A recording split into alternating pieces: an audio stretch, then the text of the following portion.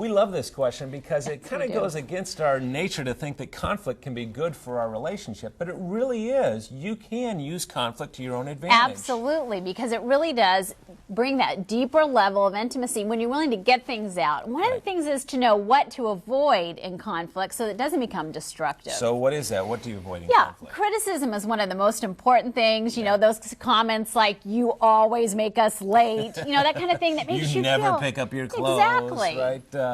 That leads to also defensiveness. And, Yeah. you know, by the way, Dr. John Gottman of the University of Washington is the person that has revealed this to the world. Amazing research. 3 decades of research. So the first is criticism. You want to avoid that. And the next is defensiveness. Defensiveness. You know, when you get a critical comment, you almost want to explain it away, but defensiveness never brings resolve in a conflict. And some of us get so well schooled in defensiveness, it just becomes our natural kind of posture, and we're defensive about everything. And, you know, have you seen my car keys? Well, I didn't touch them, you know, and so we're defensive about that.